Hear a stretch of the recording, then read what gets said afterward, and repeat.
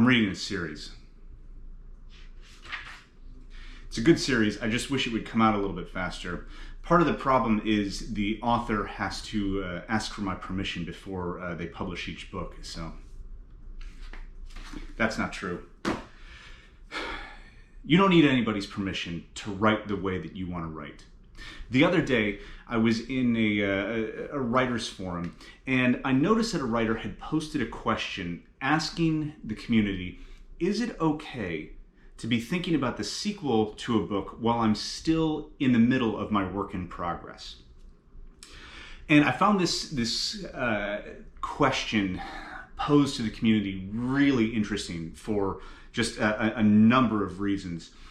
But what struck me about it is that it goes back to this idea we've been talking about, that there is a right way and a wrong way to approach your art. And there's not. There really isn't. Now, I want to clarify something here, because there are, as we've discussed, right ways and wrong ways of doing certain things within a writing career. For example, there are right and wrong ways to approach commercial success in publication. Now, I say right and wrong, and even that in this context is a very loose definition, because the right and wrong is basically, are you observing the correct processes when you are approaching agents, or are you using the right structure for your letters, your query letters, or your submission letters? By the way, if you don't know what a literary agent is, or what a query letter is, don't worry about it, because once again, this is not about how to be commercially successful as a writer.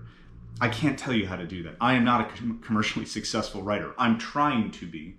And there are steps within that process that I am observing to make sure that I'm doing it the right way. But when it comes to how and when you write, and what you're thinking about when you're writing, or what new ideas emerge from those thoughts, creativity begets creativity, which means the likelihood is the more that you're writing, the more you're going to have ideas about what else you want to write next.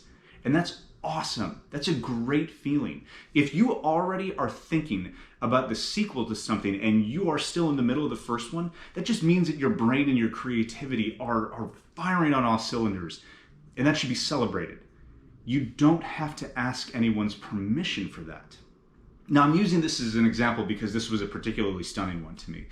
But there are lots of examples of that. If you spend any time in the writers community, especially in online forums, if you're on Reddit, if you're on Twitter, you see a lot of this kind of like hand-wringing and fussing among new writers about whether or not they're approaching the craft the right way or the wrong way. And again, it does kind of depend on what your goals as an individual are.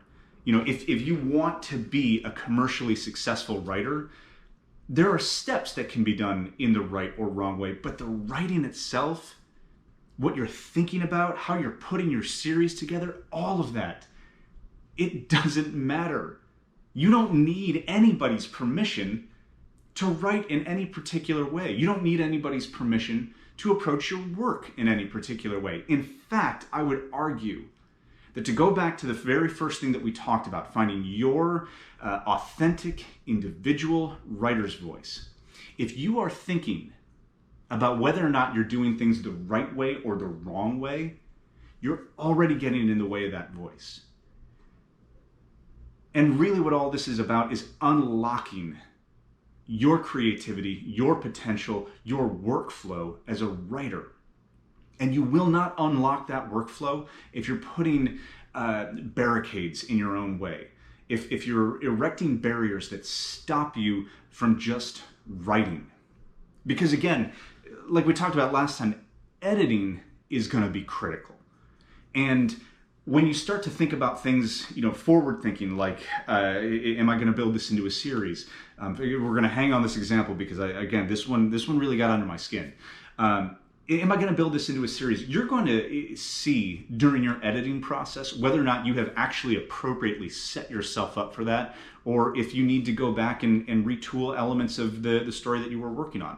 And that's okay, because again, editing is critical.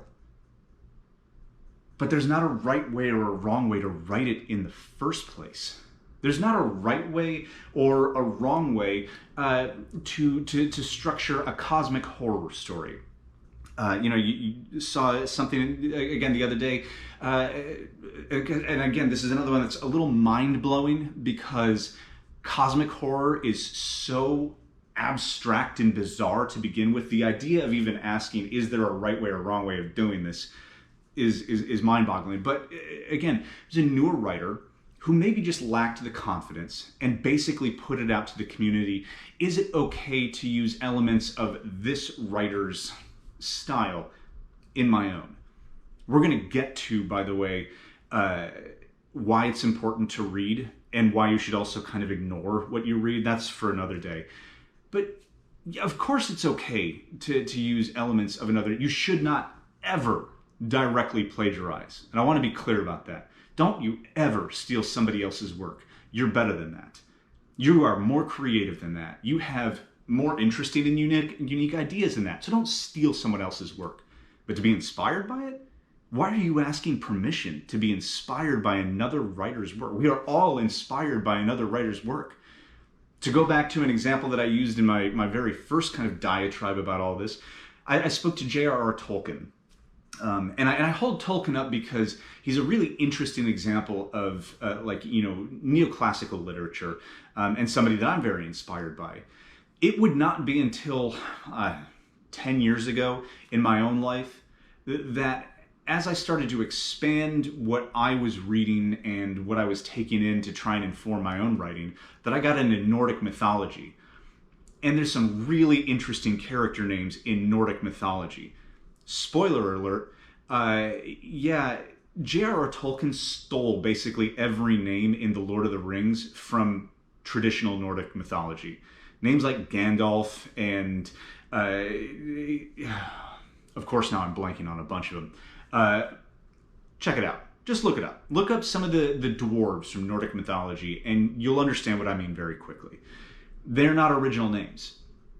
But the rest of his work, though deeply inspired by, like a kind of a Catholic parable about good versus evil and, drawing from other elements of mythology, it's not a direct rip. It's inspired by. We're getting way out of off topic here. I need a sip of coffee. Look, I'm meandering at this point. But the point is, just exactly as I've laid it out, you don't need anyone's permission to write in a particular way. You don't need anyone's permission to be inspired by somebody else or to structure your series the way that you want to. You don't need anybody's permission to write in any particular style other than the one that you are most compelled to write in. Writing is an art. It is an art form. Just because it's not a visual medium like painting or pixel art or something like that, that does not change the fact that it's an art. Does a jazz trumpet player asks permission to play certain notes when they're in the middle of an experimental flow? Of course they don't. They don't need anybody's permission. They're just expressing their art the way that they want to express it. Writing is a form of self-expression. It is one of the most ultimate forms of creativity because it's so unbounded. That's the great thing about writing, is you can take it anywhere. You can make any world you want to make. You can make any galaxy you want to make. You can write any story, you can write any character, and you don't need anybody's permission to do that. Writing confidence is something that is developed over time. So I do want to stress that this is a little bit of one of those things that, it might not come naturally at first. But you'll learn to have confidence in your own writing. And you'll learn to have confidence in your own style. The best way to do that is just to write. Like I keep saying, stop trying to write, just write, and just write. You need to develop the confidence, though, to stop asking everybody for permission or reassurance or any of that. Because writers are opinionated. And if you kick something like that out to the writing community, there's a good chance that some less than positive spirited, very opinionated writers are going to come firing back and say no. And then where does that leave you? Like, honestly, think about this. If you're asking people permission to write in a certain way and they say, no, you can't do that, are you going to stop? I hope not. Because again, this is the ultimate form of creative expression.